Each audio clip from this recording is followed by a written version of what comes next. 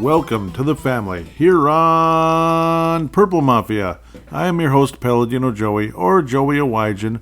Purple Mafia is available on all of your favorite podcasting apps. I thank each and every one of you once and always for downloading and listening to the show.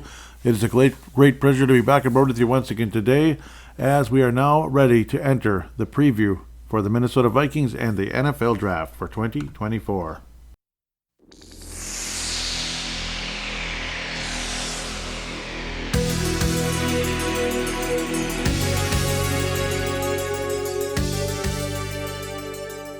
That's right, here we are, the NFL Draft, the preview, and that's what I like to believe that, I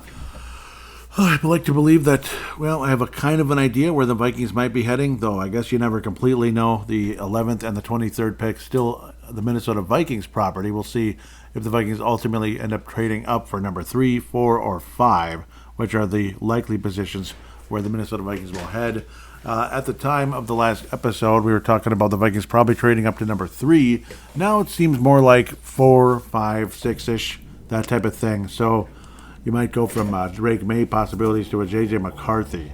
It does feel like the top 3 picks will all be quarterbacks at the end of the day. So you're looking at a possibility of Williams,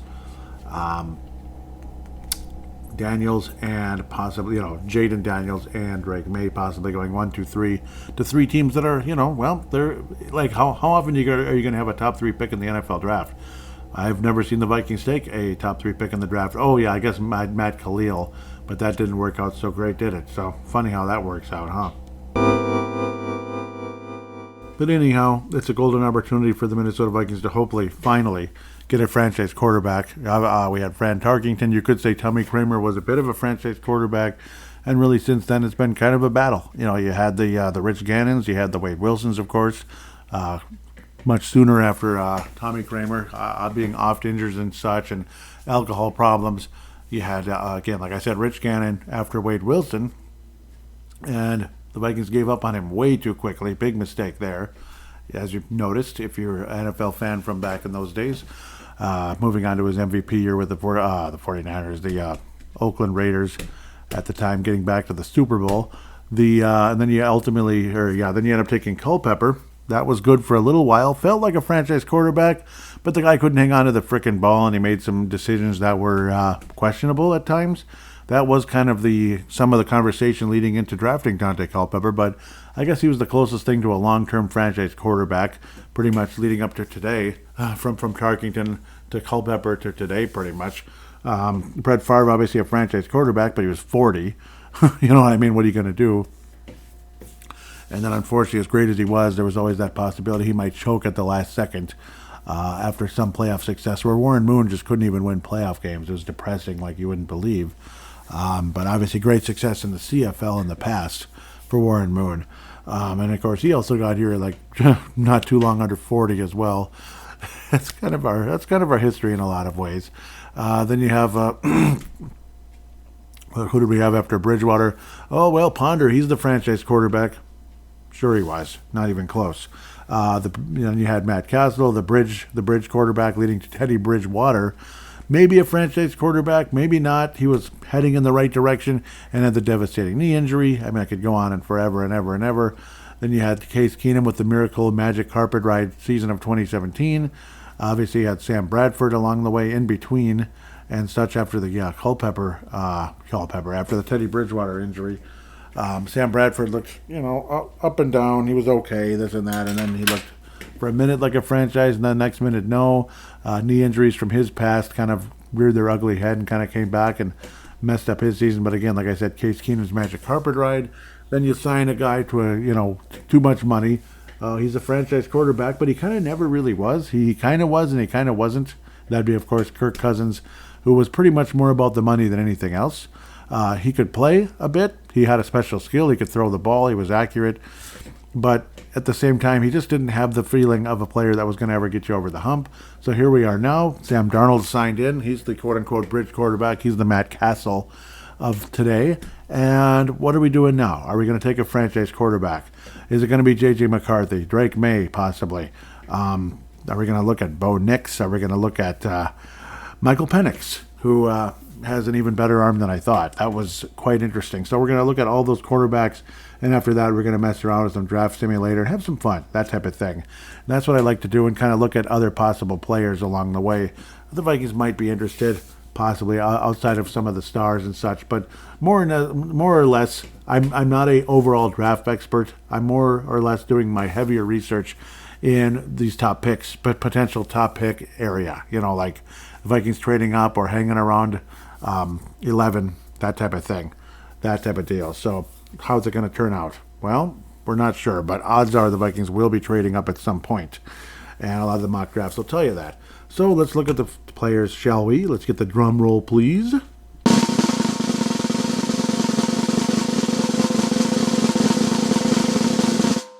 A guy that I'm a big fan of course, definitely a lot of you as well might be, won the national championship, of course, with Michigan. That would be quarterback, if I ever get there, J.J. McCarthy of Michigan. He's a junior, 6'3", 202 pounds. Pretty mobile, honestly, and able to escape pressure and buy time to make a play. A little bit of Brady there when it comes to making a play, but no, he's more mobile than Brady. Able to hit receivers while pressured and while scrambling. West Coast style quarterback. He loves his tight end. That would be Loveland when he was in Michigan. Able to hit receivers in stride, like I said. Good arm strength, not spectacular, but pretty good arm strength. Definitely has franchise leader in his future as he won the national championship. And he actually has a little bit of Joe Burrow in him. That's kind of what I saw out of J.J. McCarthy. I may talk about a bit more in detail. But yeah, I saw a little bit of Joe Burrow in J.J. McCarthy, though, of course, a smaller sample size than what Joe Burrow may have had in college, and that's why he was able to go number 1 overall in the draft. Pardon me, where odds are that J.J. McCarthy's not going to be going number 1 overall. He is kind of the X factor in this draft in so many ways. Could he go as high as number 2? Could he go as low as number 11 to the Minnesota Vikings standing pat? That type of thing. Could it be something weird like that where the Vikings end up standing pat and taking J.J. McCarthy at 11? Odds are very much against that, though a lot of mock drafts had the Vikings taking J.J. McCarthy at 11 in the past. Some actually still may have that going on, and we're going to look deeper into that shortly.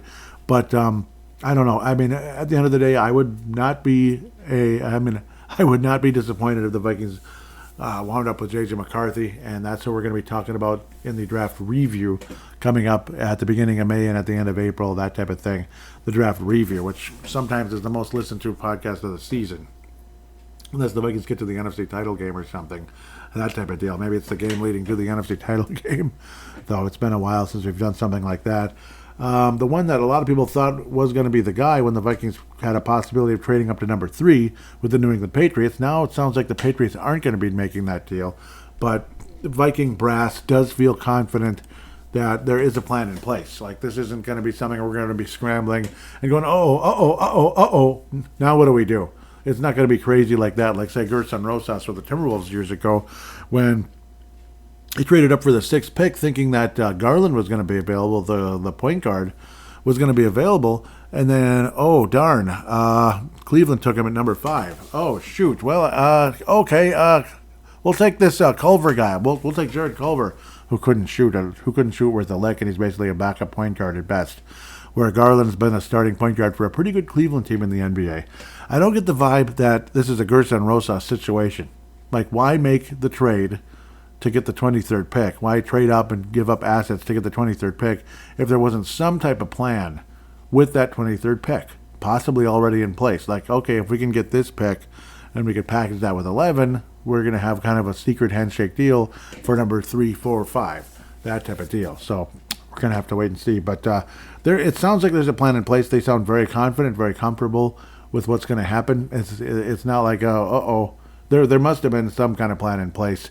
And so far, this offseason, I mean, in the past, you looked at the off seasons with Kwesi and it was like, kind of shaky, kind of questionable, where it looks like the questions now are, the questions are gone. He seems a lot more competent than he was leading into the first 2 years as the general manager of the Minnesota Vikings. Obviously, the Lewis Cine draft pick had a lot of us just like, I mean, he wasn't even on my bleeping radar. You know how I do these every year? I put up about 5, 6, 7 players, that type of thing, where I have some conversations to talk about, like, realistic players that are going to be coming to Minnesota, possibly. Realistic players that could be coming to Minnesota if it's a trade up or you kind of hang around where you're at, or maybe trade, God forbid, trade down. But I don't see this Vikings team trading down. I think it's the polar opposite this time around. So be happy about that. Now we don't have to wait all night for the 30 or the 25th pick, 30th pick, and then all of a sudden, right, here comes the pick, trade, and we'll see you tomorrow night. And it ain't Kirby Puckett leading the Twins to Game 7. It's we traded down into day 2, and it's just freaking awesome. It's so exciting. We waited all night for our pick, and we got to be told that we're trading into tomorrow night. It's freaking awesome. Anyhow, Drake May, quarterback, North Carolina sophomore, 6'4", 230, a bit more raw, but definitely some talent there, to say the least. Able to be an innovative under pressure. He hits receivers with accuracy and stride. Very athletic and able to turn on the Jets given the opportunity. Good strong arm, able to make the play down the field. His mobility and ability to improvise under pressure should help him translate very well to NFL stardom. He has some Josh Allen to him, where again, yes, he takes some risks, but also that no fear and willingness to get the ball to a receiver to keep the chains moving actually shows a little bit of Patrick Mahomes. Yeah, I know. I'm not comparing him to Patrick Mahomes. But remember how frustrated and pissed off I was? Over and over and over again. Just ask Paul Toonover's can if it was sitting just a few feet away from me during the Super Bowl when it looked like the 49ers had those SOBs stopped. And then Mahomes would come up with some magic play at the last second. He'd get rid of the ball and hit a receiver to move the chains, be it that stupid idiot tight end. Yeah, I don't even want to say his name anymore. I'm tired of looking at him and thinking about him. But hitting that stupid idiot tight end for another first down. Drake May does have a bit of that in him. But Drake May is one of those type of stocks. Like, say, we're talking about stocks here. J.J. McCarthy is a comfortably rising stock. Comfortably rising, which could lead to something special. As you're patient and all that, and you feel comfortable, this and that, and you believe that there's something there. There's absolutely something there, especially when you have a quarterback whisper for your head coach, or so we'd like to believe. We do. We absolutely would. That's like a comfortable stock that keeps moving up. Kind of like, I don't know, I won't compare a stock to him. But then Drake May's the stock where there's these two indicators. Well, there's two. It's a single indicator, but there's a high one and a low one called Bollinger Bands in the stock market, where it kind of has the general direction of where the stock could be going, like the high version and the low version of where the stock could be, and it generally stays in those Bollinger Bands, right?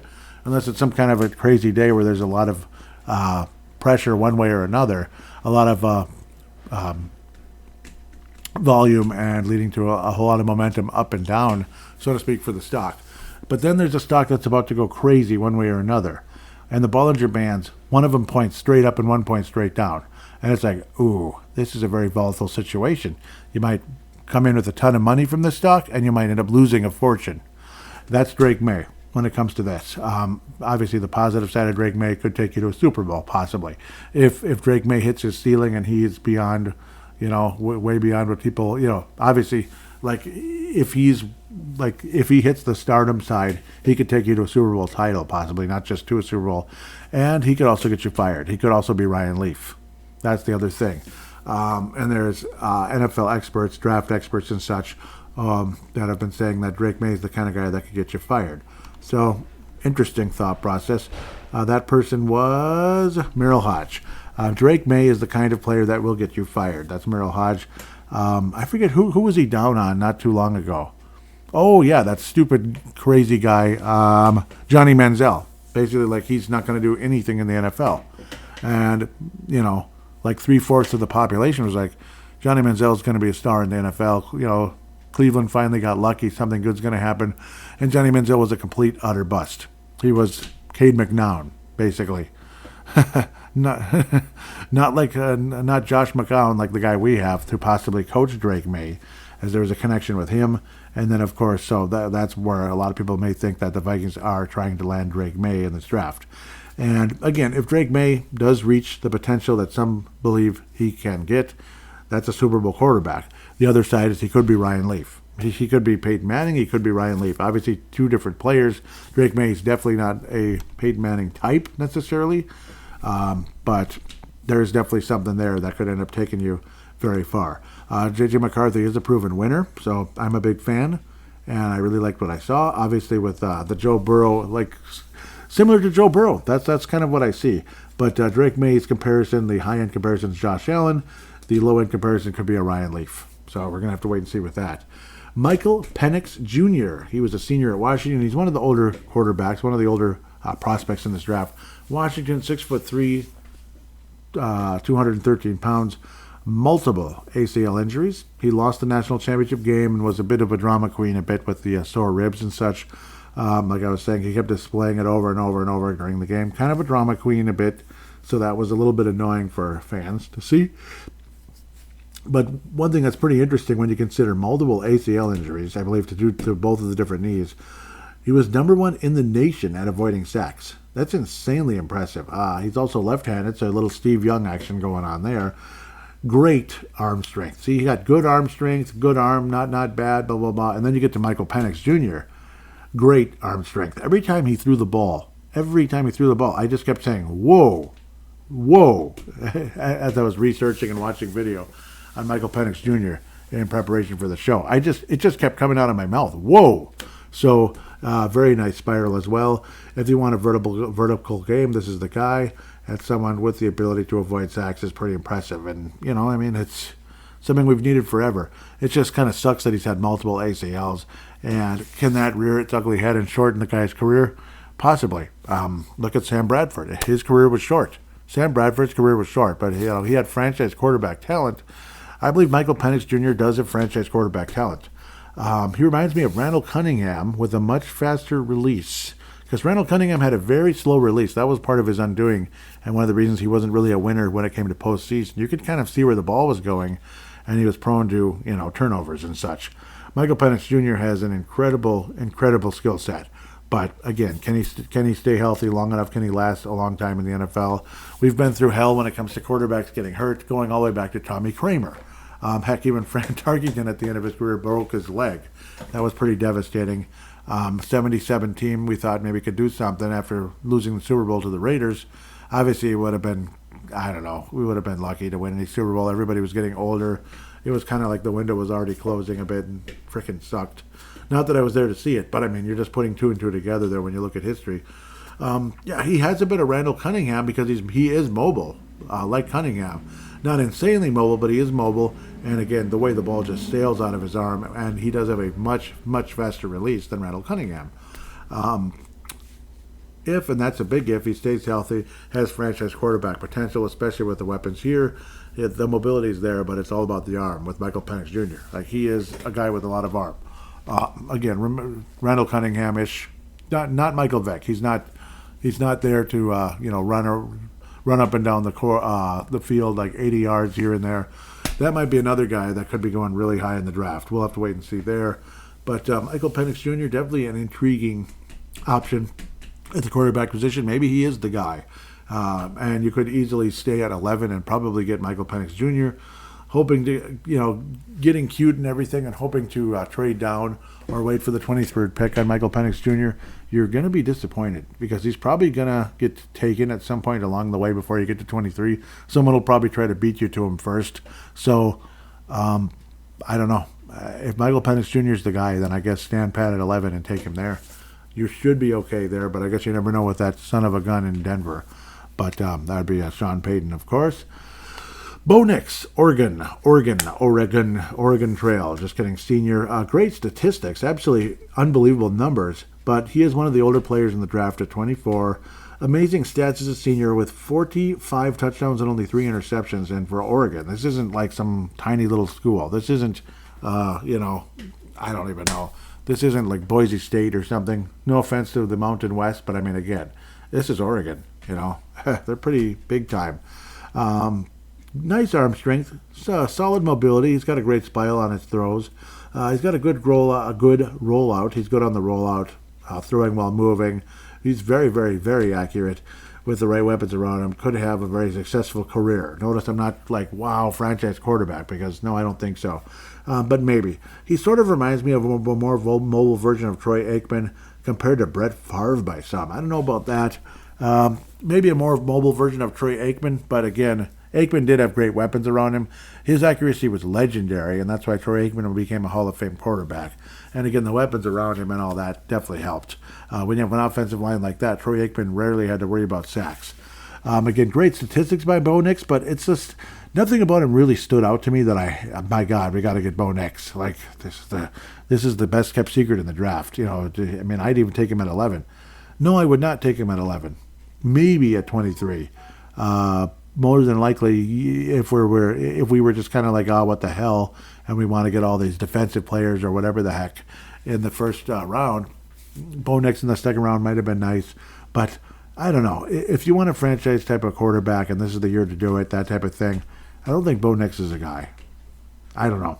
I'm just not as high on him as others might be. Some people really do like him. Some people are in love with Michael Penix Jr., and some people are in love with J.J. McCarthy. Not many people are in love with Drake May necessarily. They know the talent's there, but there's a risk. There's definitely a risk. It's that Manning, Ryan Leaf type of deal where tread carefully. You just don't know. Jaden Daniels senior, no, Jaden Daniels is a senior. I don't know why I'm saying junior. He is a senior, was a senior in college, LSU, 6'4", 210, 6'4", 210, lanky, very lanky, so kind of that Cunningham type of a body.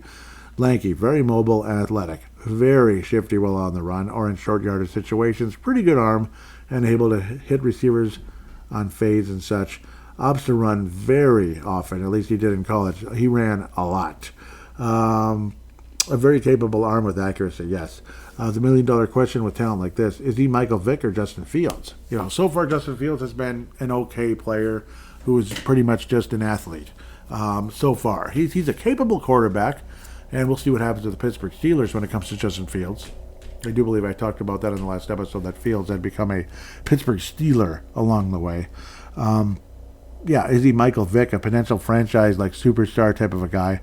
Not that Michael Vick really achieved what a lot of people thought he would, but as a dazzling athlete. And then, of course, obviously there was that off the field nonsense with the dogs. That kind of derailed his career, unfortunately. Did come back with the Eagles and was pretty good there, but again, not as good as he was with the Falcons, and potentially what he could have been. This and that, if he could have kept his mind on the NFL rather than on other things off the field that I don't want to get into. I just don't want to. It's old news now, and I don't want to get into it. But yeah, Jaden Daniels is an incredible athlete. We're talking supreme athlete. Could he go as high as to Washington? Could he even go to the Bears? Could he wind up with the Patriots? Or could he wind up in Minnesota? Apparently, he is very, very interested in playing for the Minnesota Vikings. So that's kind of cool. Obviously, he's really talented. I was saying, again, not that Fields is junk, but his legs have been more valuable than his arm thus far in the NFL. And if you're a quarterback, you need to be good at throwing the ball. My general comparison is Lamar Jackson. Should be a hell of a talent, yeah. So, Lamar Jackson is probably a closer overall comparison, which is a really good one. But at the same time, Lamar Jackson, 1 minute, he looks like one of the best players on the planet. And the next minute, it's like, again? You lost again? Come on, man. You lost in the playoffs again? Come on, dude. I think they I'm sorry. Baltimore was way better than Kansas City all year. So to see them blow it at home like that was disgusting. And, and Lamar Jackson was the starting quarterback for that team, and he didn't make the big plays that were needed. So, but hopefully Jaden Daniels can become a guy that will make the big plays. And then he's like a better version of Lamar Jackson, like a lot of the similar capabilities and such, and strengths and talents. But he should be a hell of a talent. I mean, there's a reason why he could go as high as number 2, even maybe even number 1, but probably not. It's probably Williams is going to be the safe pick there, number 1. That's why I'm not even going to talk about him. He's going to the Bears or the Redskins, Commanders or whatever they're going to call him. But no, Daniels should be a hell of a talent. A guy that's been thrown around, people like him and this and that. Spencer Rattler Sr. Well, Spencer Rattler. I keep saying senior. That's what class he was. South Carolina. Boy, we talk about South Carolina a lot when we talk about the NFL draft, especially at quarterback, don't we? Well, he has some mobility. He's capable arm, high IQ. He does have a high IQ. Looks like a legitimate NFL quarterback that can understand how to run an offense. Creative on option plays. His mobility helps on rollouts and scrambles to find receivers. Not a supreme athlete, but mobile enough to make the chain, to move the chains when needed. and he's good at eluding sacks. Yes, he is very good at that, actually, which is nice. Another one, again, kind of like Bo Nix in a way where, you know, not because how he looks or anything like that, just kind of like Bo Nix in a way where you're not like franchise guy. You know, he could be a nice starting quarterback in the NFL. In fact, there's a pretty good chance he will be a solid starting quarterback in the NFL, but not that franchise-changing, you know, see you in the Super Bowl and the NFC title game type of thing. I'll see you in the NFC title game as the year progresses. Not necessarily, but who knows? Maybe he is that guy. But right now, I'm not so sure. Him and Bo Nix, I think, are two guys I'd probably be a little disappointed if that's who we wound up with. Probably, depending on how the draft really goes, this and that. But I'd probably be a little disappointed if Bo Nix or Spencer Rattler were the guy. But I guess I would hope for the best and believe that our quarterback whisper of a head coach really does see something in this guy, whoever this guy is, and can bring out the best of him. And maybe they're right and everyone else is wrong, that kind of thing. And you know what? More power to you if you are right and everybody else is wrong. I mean, that's why you get paid the big bucks, is to hopefully be the guy that can do that. Should the Vikings opt to possibly look at Michael Penix Jr. at 23 or something like that, or trading up from 23 to get Penix at, 19, I'm just messing around, and you really want to get that defensive tackle, Byron Murphy Jr. or Byron Murphy the second, which is junior, out of Texas, 6'1", 308. He was able to get into the backfield. He really uses his body and creates trouble for runners trying to get through, even as he's being blocked. He's a dual threat with his quickness and ability to get sacks, along with stuffing the run. Gets the job done in traffic. He's a bit like Linval Joseph. Again, big, nose tackle type of guy, but he also is capable of getting some sacks as well. I don't think he's a 3 technique. He's more of a nose tackle, obviously. But at least that's what I saw. That's what I saw from Byron Murphy Jr. out of the Texas Longhorns. Fun fact is he also scored a touchdown on a screen versus my Wyoming Cowboys, as I like the Wyoming Cowboys. And the Gophers, of course. Notice they're both gold and maroon and gold colored. So that's a common denominator between Wyoming and the Minnesota Gophers. So Mountain West Conference, yep, that type of thing. But Byron Murphy Jr., who knows? Maybe the Vikings do opt to go defense, and I think a lot of people would love to have Byron Murphy Jr. on Minnesota, but would be a bit disappointed as well should the Vikings not wind up with a franchise type of quarterback at the end of the day. My personal prediction is the guy is J.J. McCarthy. At this point, that's just my guess, that it's going to be J.J. McCarthy, and I'll make my official endorsement in a minute. You can probably guess where I'm going, but I don't know. Maybe you can guess. I don't know. But I want to look around at mock drafts and such. There's also the simulator. I want to look at that as well. But let's look at how the mock drafts are going. A lot of people have the Vikings trading up with Arizona, trading up with the Los Angeles Chargers, this team, that team. What happened? Where is everything? So let's go to CBS again. I always kind of wind up there somehow, some way. It's usually because they have multiple mock drafts. Caleb Williams, numero uno to the Bears, Jake Daniels to the Washington, whatever they are. Marvin Harrison's going to Arizona. McCarthy, quarterback, to the... Well, where's the trade? Who's it? Yeah, Minnesota. Okay. So Vikings trading up to number 5, J.J. McCarthy. Yep. And you're noticing I'm not bellyaching about it. No, I'm not. I'm nodding in approval. Vikings do this, I'm happy. Vikings trade up to number 5 with the Los Angeles Chargers to take J.J. McCarthy. And how ironic would that be, too? Because, obviously, Jim Harbaugh, head coach of Michigan, now the head coach of the Los Angeles Chargers, you trade with them to get his quarterback. It's just kind of funny. But they do have Justin Herbert, and he's getting paid a fortune. That was the other strange, crazy scenario where the Vikings actually trade for Justin Herbert and take on the big contract, but also a potential franchise quarterback. What does the CBS mock draft say? There are multiple quarterbacks that we are in love with, just on an outright basis. Vikings GM Kwesi Adofo-Mensah said this week, based on everything that has transpired during the pre-draft process, I have to believe J.J. McCarthy is one of them. Yeah, I think it is too. I think he's one of them, and honestly, I do believe the most likely scenario is the Vikings wind up with J.J. McCarthy in a trade up. More than likely, I don't think we're going to stand pat at 11 or anything crazy like that. Let's see, where do people go after this? I'm just kind of curious.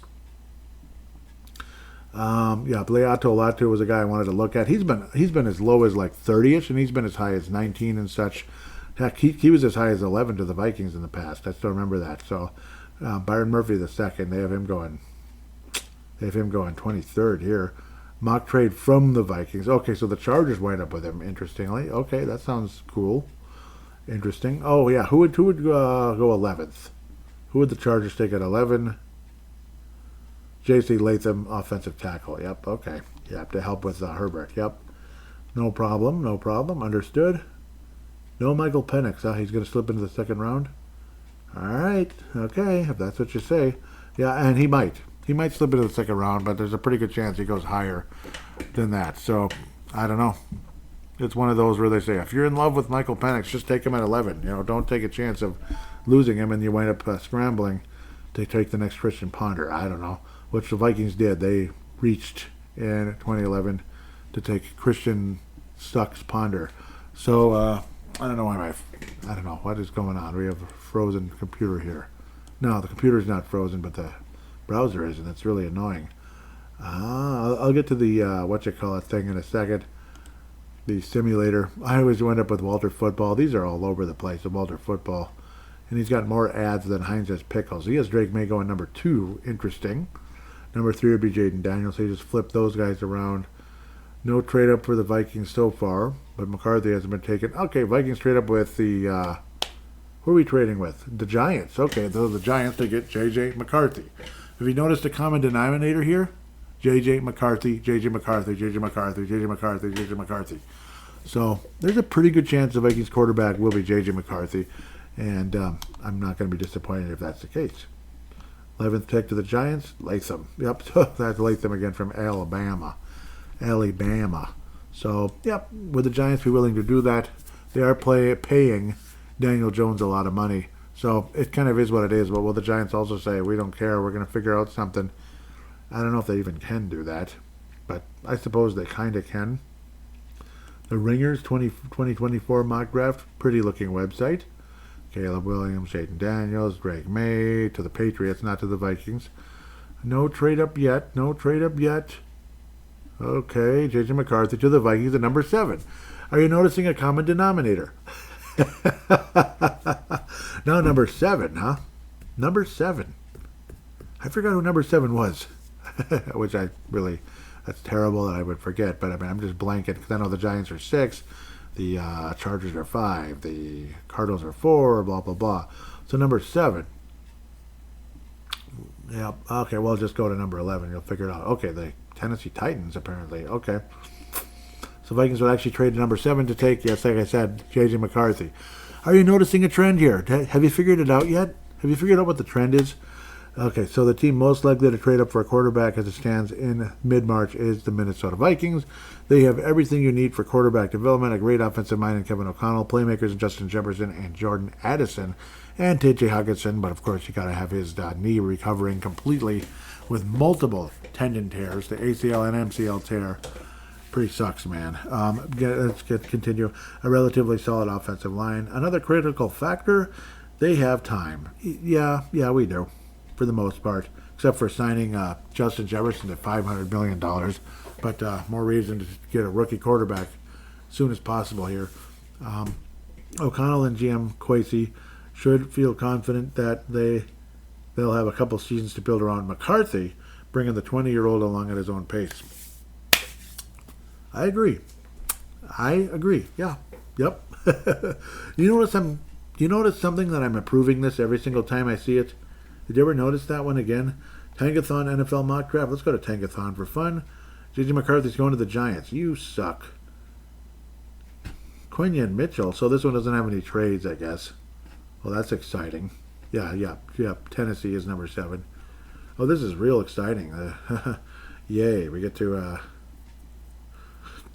stay at 11 and take a cornerback. Do you really think the Vikings are going to take a cornerback? Are you for real, guys? And then Michael Penix Jr. Okay, 23rd. Yep. So 23rd, Michael Penix Jr. So there's a difference one right there. 36 touchdowns, 11 INTs for the guy with the crazy arm coming out of Washington and all that cute stuff. So okay, there's a change. The Vikings stand pat after the 23rd pick, and obviously we're not taking Bo Nix in the second round. Oh, we don't have a second round pick. This thing goes for a while, interestingly. When do the Vikings pick next? Like 900th? Come on. What is this? I don't know. They just don't pick for a while. But, so Tankathon is the Vikings taking Penix at 23. Okay, the guy with the big old arm. NFL mock draft database. Okay, I'm going to go there in a Sagundis. Yep, so there's the mock draft simulator on the database. Let me look at this one really quick. There's the database mock draft. Caleb Williams. Okay, we got it. Why is it? What the hell is this? Oh, it's like showing everybody's opinion. How exciting. Can't we show somebody besides... Can't you show someone else besides... Oh, my Lord. Okay, those are the top 3 picks, and it's the same 3 guys over and over and over and over and over. I want to see everything else. Oh, I see. You just got to click on it. Underdog Fantasy. Let's have fun with that one. View the muck. So it's a link, I guess. No trade up for the Vikings yet. Okay, now we go to 8th overall pick for who? Who do the Vikings trade up for at 8?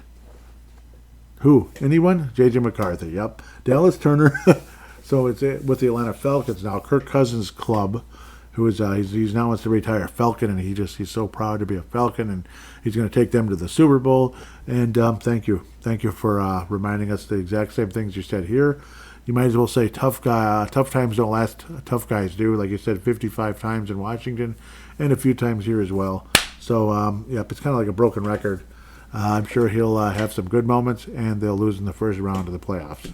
I'm sure they will. Dallas Turner, though, maybe he'll take them to the Super Bowl. Who knows? But Vikings trade up for J.J. McCarthy. So that is like 5 or 6 out of 7 or something like that for J.J. McCarthy. The other one is Michael Penix Jr. Oh, yeah, and one was a cornerback. Oh, but still, we still got Michael Penix Jr. at 23, so whatever. I went up with a cornerback somewhere along the line. So we trade up to 8, but we still have the 23rd pick, and then we take a defensive lineman in Jerzon Newton. Okay, interesting. Bo Nix goes to the Denver Broncos. Did Penix get picked? He did not. Bo Nix is going to go ahead of Penix, according to these guys? Is he now? Okay, 31st. Okay, he's not included. Got it. Yep, he was not included. Those bastards. How dare they leave out Penix Jr.? That's mean. It's terrible. That's just awful. How can you do that to him? You bastards. The Sports Bank? Okay, let's look at that one. It's just kind of fun. Vikings stay at 11 and take Jared Verse. Exciting. So we don't trade up. And that means Michael Penix at... No, Bo Nix at 23rd? Okay. Bo Nix at 23rd, huh? Well, I mean, he doesn't have the ACL history. And Penix, again, out of the first round. Bo Nix, huh? Bo Nix at 23rd? Huh. Okay. Yeah. Well, we get our edge in Jared Verse. Florida State, J.J. McCarthy to the Giants. Ugh, that would suck. I'm sorry. That would just feel kind of depressing, actually. I don't think I like that very much. Sports Bank. Don't bank with them. Okay, I'm just kidding. Bengals.com. The Cincinnati Bengals mock draft. Nah. Touchdown wire. Let's go with that one. 11th, Brock Bowers. Come on, guys. No trade up. Come on. And Bo Nix. Ooh, Bo Nix, 23rd overall. Well, I mean, we'd get a better defense. Okay, fine. I think you get the idea. I think I'm taking this too long. Okay, last one. NFL trade rumors. I'm almost... I hope I'm not boring you to death with some of this J.J. McCarthy. If I can straight up to 5th to take J.J. McCarthy. And that's nice. I'm happy about that. I'm not being sarcastic. Michael Penix Jr. to the Raiders. 31st overall. Okay. Cool. That doesn't make any sense. Oh, yeah, it kind of does. How did the Saints wind up with pick 11?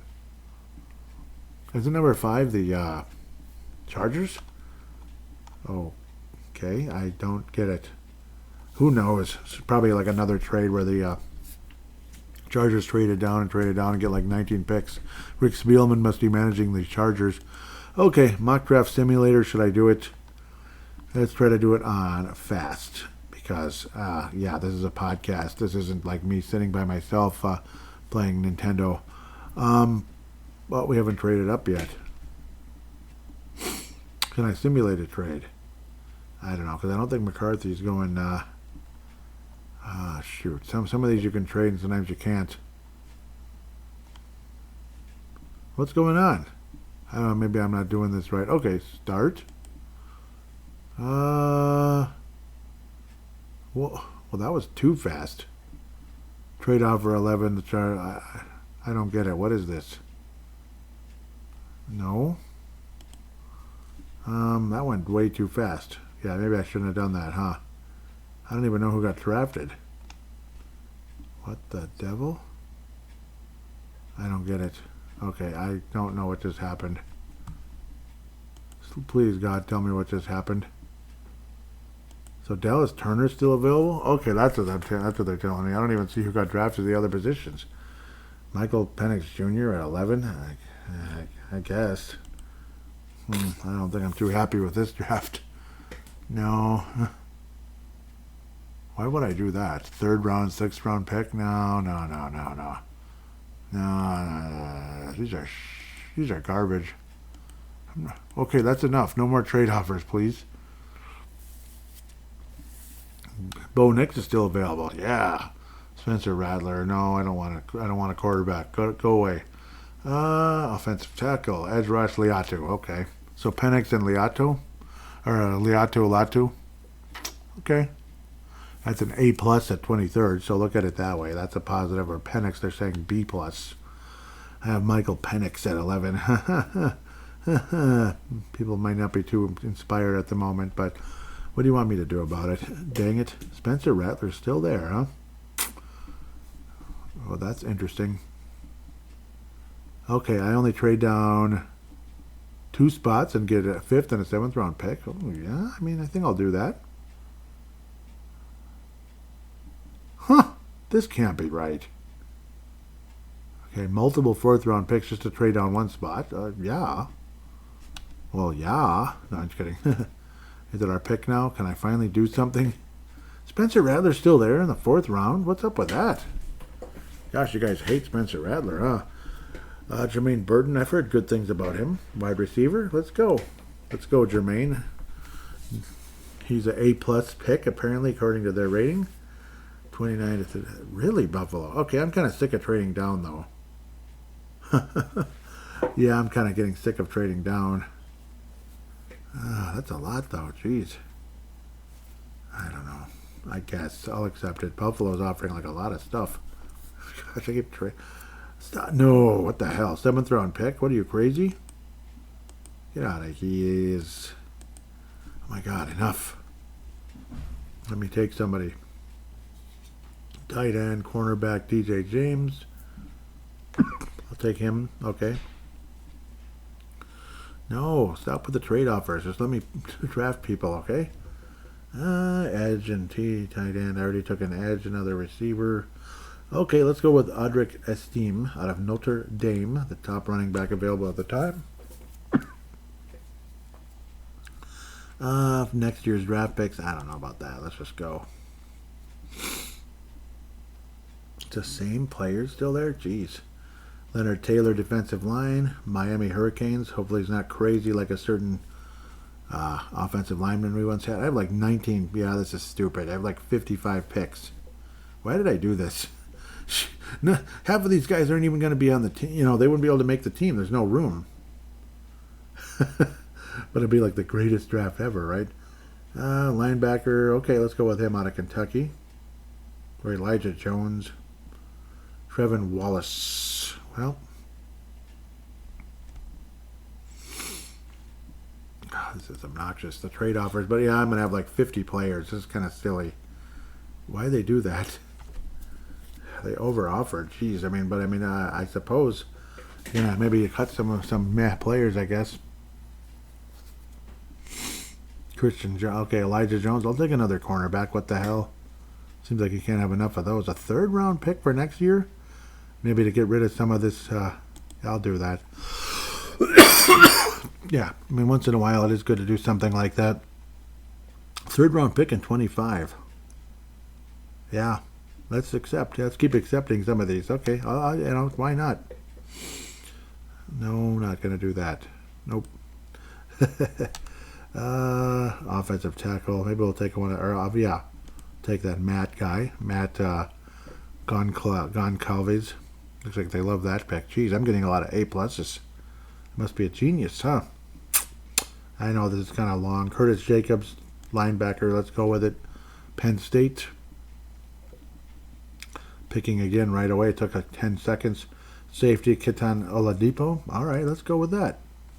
Why the heck not? We could use some safety help, I suppose, especially with certain guys getting older and such. And plus, I don't know if we have a whole lot of depth there. Geez, Govers, huh? Govers tight end, Brevin Spahn for it. Okay, let's go for it. Let's go for that tight end. How could I all be A plus? I'm not that good, am I? I guess I am. No, I'm not. Edge rushers, running backs, wide receivers, tight ends. Pennies, quarters, nickels, dimes. Cornelius Johnson, Michigan. Let's go for it. Even though we didn't take his quarterback. One more pick. Running back Tyrone Tracy, Purdue. Jeez, I don't know. Sorry if I'm kind of dragging this out. Jaden Crumedy. Let's go with the defensive lineman. B plus. Jeez. Well, now they're going to wrap this sucker up, and draft is complete. And do I have an overall grade? Well, nothing below B plus. I guess I'm a good drafter then. I'm proud of myself, but I wound up with Michael Penix Jr. That's a B plus. Yeah, it was kind of a reach. Yeah, I don't want to do that again. That's too long. Sorry. But, yep, that's kind of where I'm thinking. Obviously, yeah, I mean, you want the Vikings to take a wide receiver and a running back along the way. Linebacker help, defensive line. I mean, kind of all over the place. Kickers, I'm just not a fan of drafting a kicker if it's a punter or a place kicker. I think it's kind of silly. But, I mean, if you do, you do, I guess. I mean, that's kind of how it goes, I suppose, if you do draft a punter or a place kicker. But do it later in the draft, that type of thing. I mean, like offensive line is nice. I mean, you should probably look at a guard position, possibly. Some guard depth. Because, I mean, you have one guy for sure, Ingram, and you don't even have the other guy coming back yet. So, the other guy from the Broncos coming back yet. So, I'm not sure what to make of that one. So, yeah, it's tough to say at the end of the day what the possibilities are when it comes to the offensive line with the Vikings. You have Bradbury, you have Ingram, who is adequate, I guess, at best. Your tackles should be okay as long as they're healthy. Darisaw and O'Neal, who have run into the injury bug a bit. The guard positions are definitely shaky. So, of course, I didn't take any stupid guards, which is annoying. But it is what it is when it comes to that.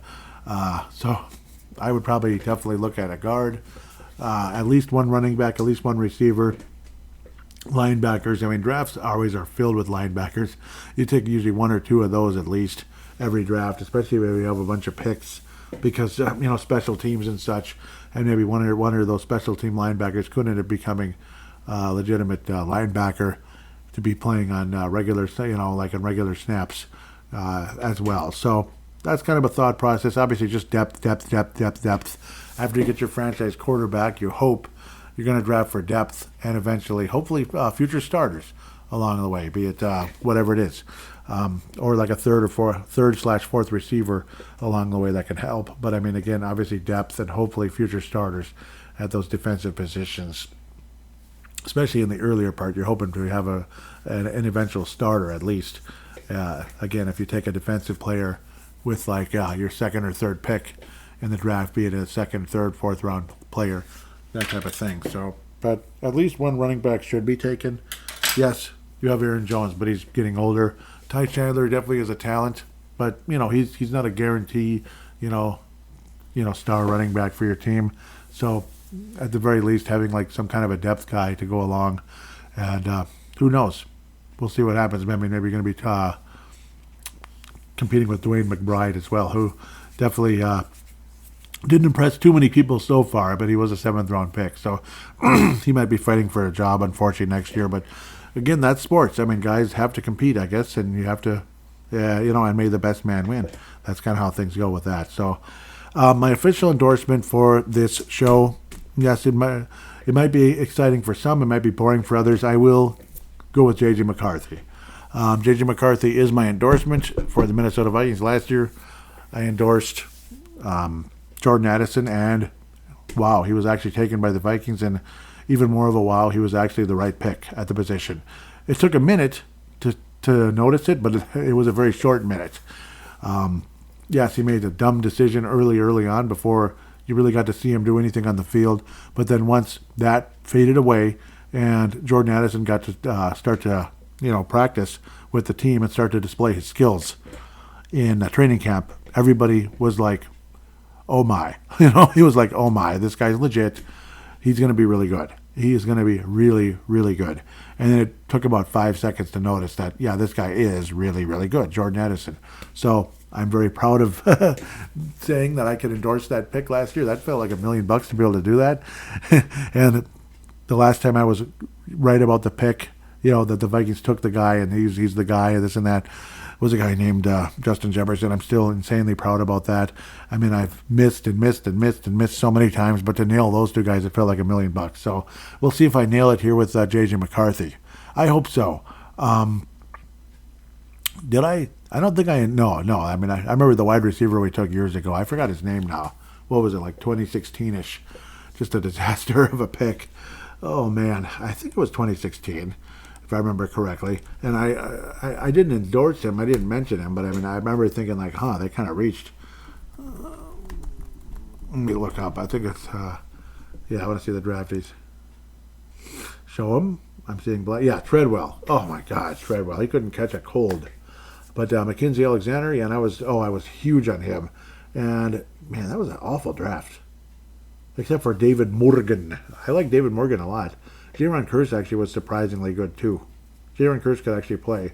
David Morgan was pretty good, How's he doing now? Morris Bowringer, that was a waste. Only 135 yards in his whole career? What? What the? So he never played an actual game after leaving the Vikings? Well, maybe he's on a team, but no numbers, just kind of like inactive. Well, that's depressing. I like David Morgan, man. Now he's 30 years old already. Well, that's freaking depressing. Jaron Kearse, isn't he? Jaron Kearse, he was pretty impressive, actually.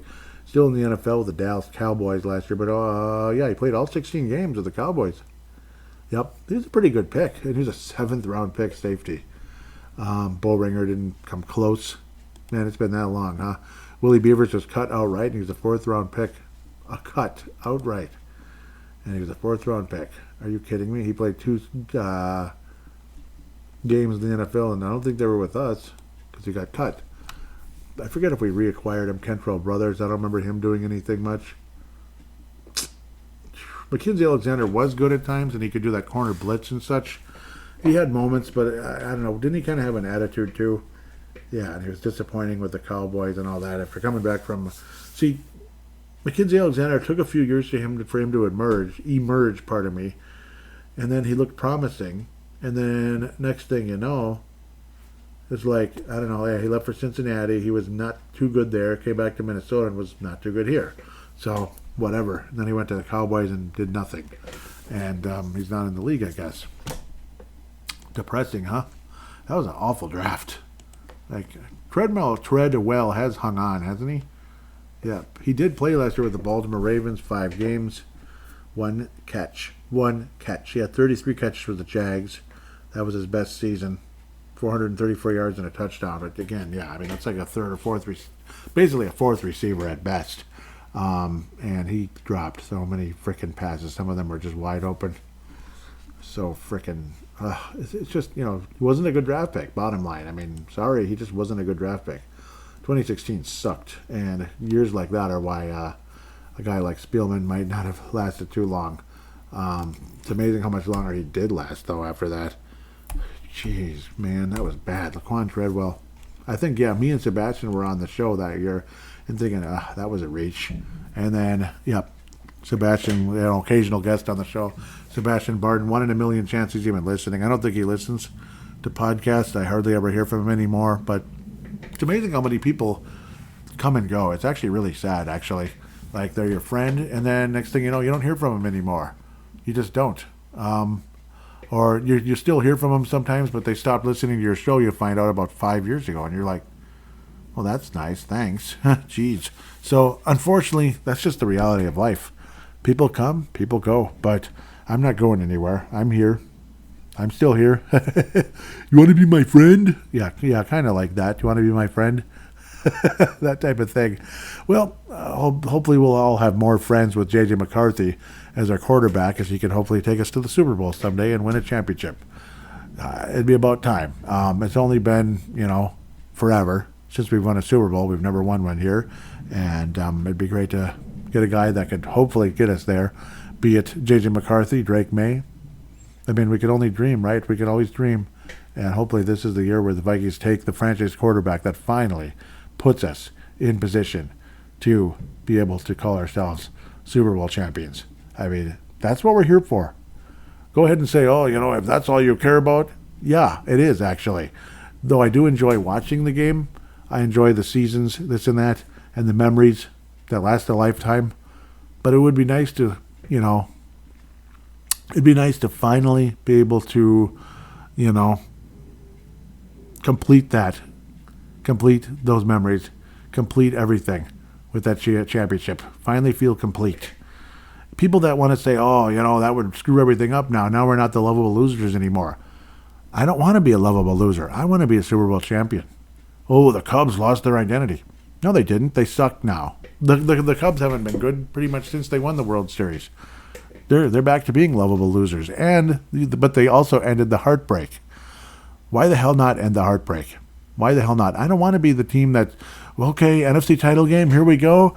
And then either you get, it's one of two things. You get blown to bits, 41-0 or 38-7 or whatever the heck. Or, there's this devastating drop at the goal line, or it was it was kind of thrown low and it wasn't caught by Darren Nelson, 87.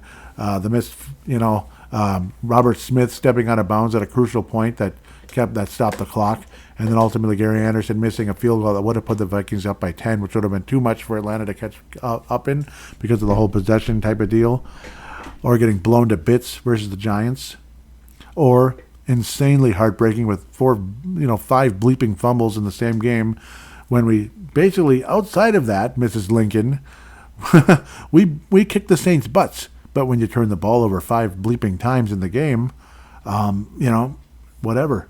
You can play the game of your life and still lose because of being stupid idiots with the fumbles, and then ultimately Brett Favre's awful interception that made us all feel like crap forever. And then again getting blown out by the Eagles. Yep, years later. So, yeah, it's time to end that nonsense. It's time to feel like, okay, we finally beat the Eagles, we finally beat whoever to get back to the Super Bowl, and then we finished the job.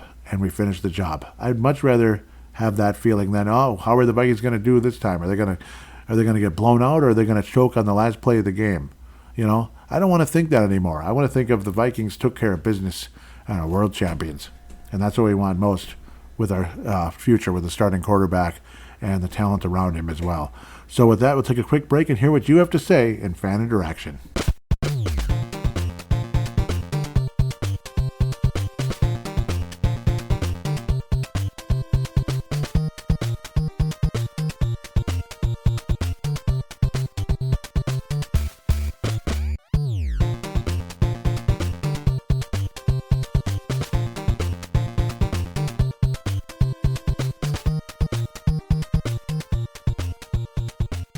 And we are back here on Purple Mafia segment number 2, in this case, fan interaction segment, because we're, off-season shows and such, and it's not State of the Vikings, so 2 segments and such. We're going to open up with the Twitter account, or X, I know, I've said it about 50 times, there's 2 different kinds. At Purple Mafia Show, it's been on Twitter or X since 2010, so it's an oldie, but a goodie, I'd like to believe. Please do give it a follow, I could use some love. It's been through some ups and downs over the years. Danae Brown retweeted the most recent episode, Purple Mafia, episode 426, Free Agency 2024. Of course, this is the NFL Draft Preview 2024, episode 427, as you'll notice. Malcolm out of California also retweeted the most recent episode. Yep, so I want to thank both of you so much for the retweets. It is massively appreciated. Dead serious with that. The Vikings agreed to terms with Shaq Griffin since the most recent episode. That was according to Kevin Seifert. Shaquille O'Griffin. No, it's Shaq Griffin. And, well, see how that turns out. So obviously kind of a depth move, but also he's had some good moments. He's been a piece historically. I was going to look at some of his numbers and such. I'm going to still head over there, and I apologize. So just kind of on the fly here. Was like, oh yeah, let's look at him. Doggone it. Shaquille Griffin. This was back on March, right after the last episode. Josh Dobbs, I'm going to get back to that in a second as well. Shaq Griffin was pretty good at the Seattle Seahawks. He was a third-round pick by the Seahawks in 2017. Since then, he's been with Jacksonville. He had 4 years of the Seahawks, by the way. 2 years at Jacksonville, and then 1 with Carolina and Houston. It was a Carolina and Houston type of deal last year. Most of his time was with the Texans, so another Houston Texans. He's got 7 career interceptions, including 3 in 2020. Not bad. Obviously has his moments, ups and downs. He had 12 pass deflections in 2020. He had 13 pass deflections in 2019. He had 15 pass deflections as a rookie. So pretty impressive overall. Look at this as a depth move, at least at the moment. He is 20. Well, he will be 29. He's 28 years old, 29 on July 20th. So by the time the season is starting and all of that. Trying to think of where he might wind up when you look at the depth chart and such. But I see him more as a depth guy at the end of the day. Yeah, behind Byron Murphy Jr. on the right cornerback side. So that's more than likely where we're heading. But he's still a nice addition, which might say maybe I shouldn't have been looking so much at cornerback when it comes to the draft. But, yeah, obviously if the Vikings take a cornerback in the first round, I think everybody will be pissed off at that stage, and myself included. You got to go quarterback. Yeah, you're getting it wrong here. Come on now, guys. Please. Okay. Anyhow, you get the point. Dave Hickey coming in out of Iowa. I think Darnold will actually not be as bad as his career stats show. He was on terrible teams. Yeah, like the Jets. Holy cow. Remember, as a rookie, he threw a ton of interceptions. But he was on terrible teams until last year when he was capable. Yeah, and then, of course, he was on the 49ers, but, they didn't play him at all because of, they just they have their starter. Dobbs had 1.5 good games, then showed what he's like when you have to play a structured system. Not good. Yeah, he was an absolute bleeping mess. Speaking of Josh Dobbs, I do believe he went to the 49ers of all teams. So it's kind of like Darnold and Dobbs kind of trading places. How adorable at the end of the day. Josh Dobbs, free agency. Okay, he declared free agency. But he did sign with the 49ers. Yeah, so we'll see where he winds up at the end of the day. Probably more likely a third stringer. He's not going to get playing time with the 49ers. And if he does, their season's over, basically. Well, unless it's for like a game or two. But if he's seeing significant time, they're pretty much screwed. KJ Osborne. Did I talk about this earlier? I don't think I did. So, yes, he wound up signing with the New England Patriots. So, good luck to KJ Osborne. He's probably going to be the number 1 receiver for now, depending on how things go in the draft. So, he'll get some good numbers and such. That's definitely a fact. Ole Udo declared as a free agent, and he is with the New Orleans Saints. So, that's another change since the last episode. I should have talked about this earlier. I do apologize. The Vikings did sign Jahid Ward. So, yep, that was since the last episode with the New York Giants last year with 5 sacks. And he's a linebacker. So, a little bit of pass rush again. That's nice. Not a ton of tackles, but 5 sacks. So, probably more of a specialist kind of a guy at the end of the day. And maybe some special teams as well. Because linebackers usually get a lot of sacks. But we'll see how things go. Kamu Grugier-Hill also signed, a linebacker free agent, coming to the Minnesota Vikings. It came from the Carolina Panthers. Again, a linebacker. Again, depth move, this and that. 1 sack, 28 total solo tackles last year. 51 total. Not bad numbers or anything, but yeah. And he also had a connection with the Texans in the past. Seems like everybody played for the Houston Texans at some point that's coming to the Vikings this year. Jonah Williams, defensive end, also acquired, 2 sacks last season. Again, more of a depth move again, coming in from the Los Angeles Rams. Not the Los Angeles Chargers, but this is the Rams. So, yes, a couple of sacks. Again, depth move. Did have 49 total tackles, though, so definitely a piece out there. So more of just a general defensive end, maybe not necessarily a pass-rushing defensive end, but a defensive end, if you know what I'm saying. Because 49 tackles is something. Again, a depth move, but he'll be a piece, and maybe he'll be valuable. I do believe Schlottman left at some point. New York Giants. Yep, Austin Schlottman. You don't get stats with offensive linemen unless it's like, what do they call that stuff? Analytics, basically. So yeah, a lot of guys leaving and some other guys coming in. Good luck to all involved at the end of the day. Continuing, Kev's hobbies. So this would be about Jaden Daniels, the whole conversation of report. Jaden Daniels says he'd love to play for the Vikings. Yep, so gotta like that. Kev's hobbies says they all would love to play with the Vikings or any team that drafts them. Yeah, I appreciate the I appreciate the poo-poo there. I'm sure. Yeah, I know. Dave Hickey continues again, says, not sure what that means. JD is electric. That was Daniels. Yep. But I'm worried he is too frail. LOL. The last quarterback we had with skinny legs didn't last too long. Yeah. And again, yeah, this guy, yeah, he is more of a runner than anything else. Extremely athletic and everything, him being Jaden Daniels, not to be confused with Jaden McDaniels. So speaking of Jaden Daniels, Skull's State of Mind wants the Vikings to wind up with him. I did put out a poll. Maybe it was too recent. I should have put it out earlier to generate more votes, but probably have enough in to have a pretty good idea where the fans are thinking. So I'm personally on the J.J. McCarthy bandwagon at the moment. I am very intrigued by Drake May, but I am on the J.J. McCarthy bandwagon at the moment. That's why I officially endorsed with the 2024 Minnesota Vikings NFL draft coming up. So who will the Vikings' top pick be this year? Who will be the Minnesota Vikings' top pick this year? J.J. McCarthy, Drake May, Michael Penix, or other? Please comment. So, first place, Drake May, 64%. 64% in a landslide.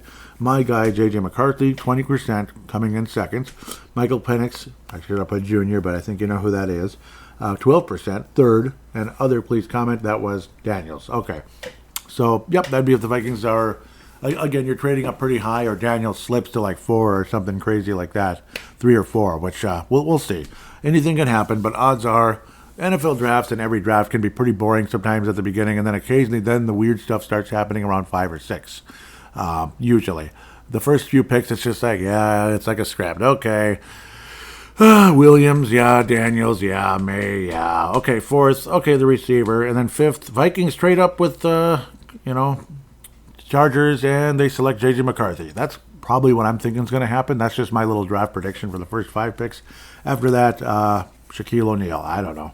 I'm just kidding. But that's the Twitter for now. Fan interaction going into Facebook.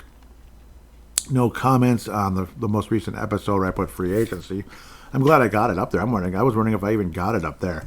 Another departure. Alexander Madison, I'm sure we're all really heartbroken about it, agrees to a contract after Josh Jacobs exits. So from the Packers, Josh Jacobs goes to the Packers, and Alexander Madison goes to the Las Vegas Raiders. So, all right, did I call them Las Vegas? Yeah, I did call them Las Vegas. The Las Vegas Raiders, that's correct. It just came right out of my mouth, and it was actually correct. Good job, Joey.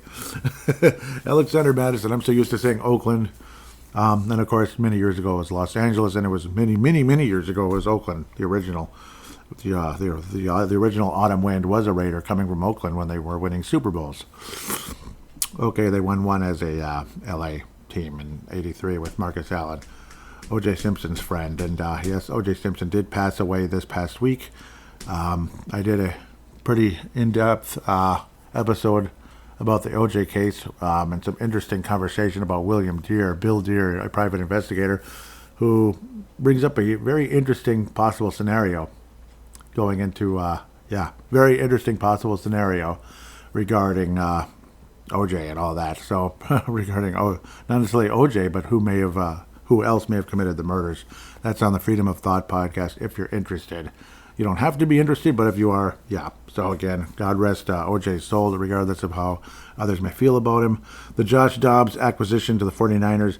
Leland out of Iowa says, we've seen his skills, but are unrefined at best. Yep, agree. He's skilled, but unrefined at best, yes. Next, what was I saying? The Vikings signed Jack Griffin, and no comment there. No comment. Greg Joseph is signed with the Green Bay Packers. Yay. So he's going to be in competition for the job there. We'll see what happens. Kind of funny. Vikings' new kicker is, well, it's probably a competition, maybe a draft pick and all of that. But who is the potential kicker anyway? Specialists and such. The current kicker might be Romo, and it's not, it's John Parker Romo, born in 97, the good old Jays, 5'11", 188 out of Virginia Tech. Virginia Tech. Did he kick at all in the NFL? No, he didn't, but he did kick in the XFL, coming in out of Virginia Tech. So, see how it does coming from Virginia. I don't know if he's even from there, but we'll find out when the time comes. Josh Parker Romo. Yeah, no relation to the former Cowboys quarterback. At least I don't think so. He's too busy making bajillions of dollars, sounding a little bit weird, and hanging out in Corona commercials and such at times. Corona, like Cinco de Mayo coming up, that Corona. Where am I going now? From Virginia Tech back to Minneapolis, I guess. Golden Valley, to be exact. Mr. Crypto himself, Mr. Cryptic. Not crypto, but cryptic. If he's into cryptocurrency, I wouldn't know. Texans trading for Stephon Diggs. Yep, Stephon Diggs with his cryptic messages on social media, mostly X or Twitter.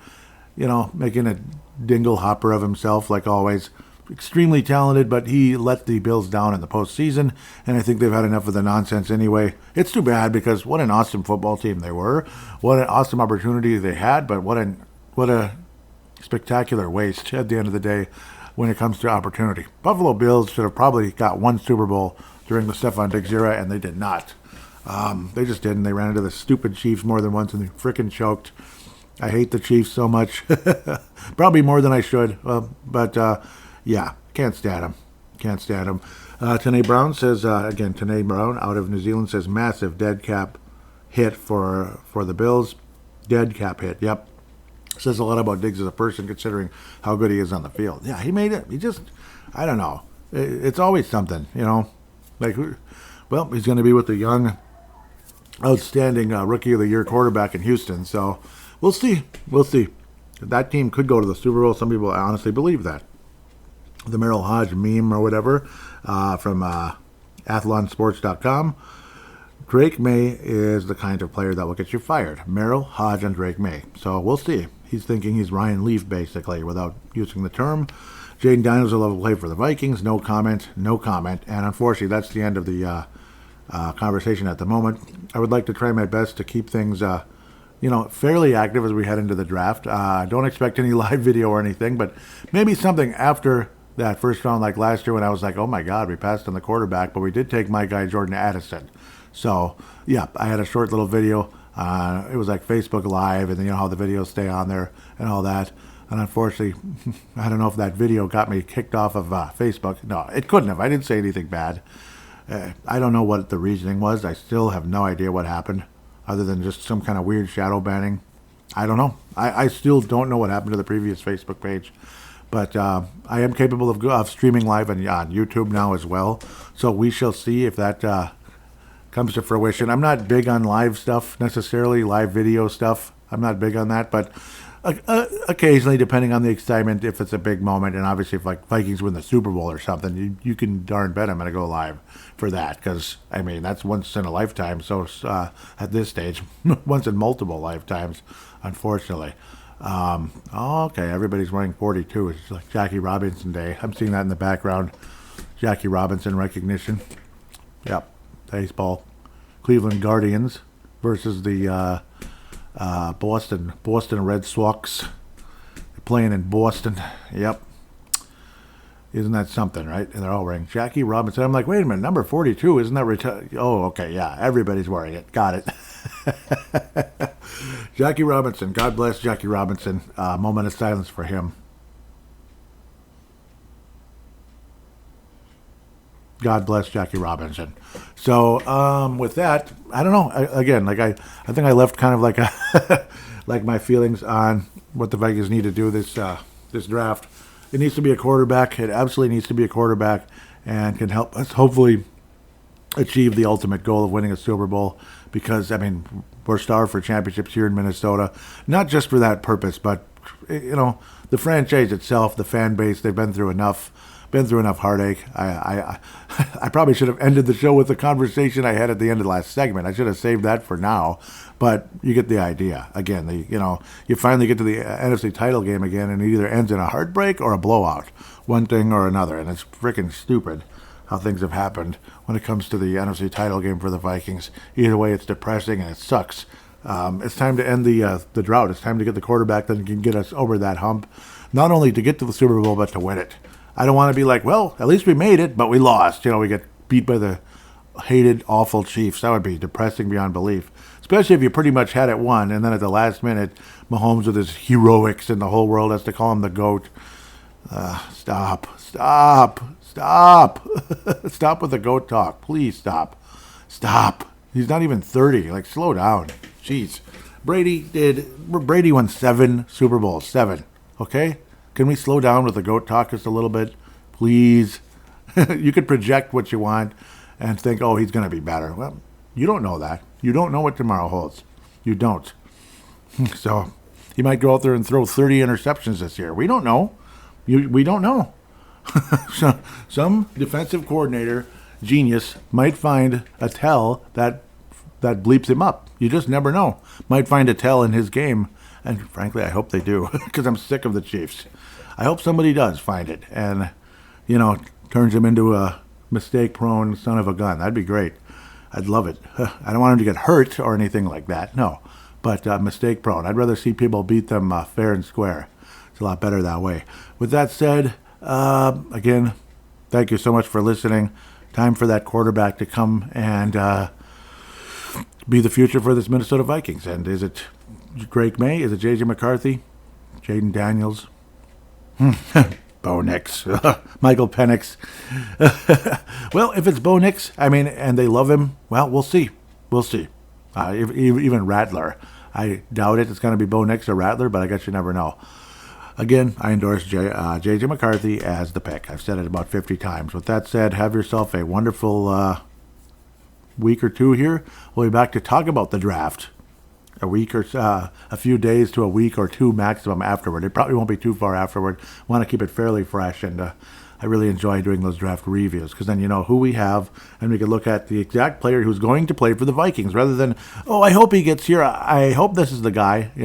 Now, this is the guy, whether we like it or not. And now we can talk about the guy and how he fits in. So that'll be the next episode. Until then, take care and happy draft.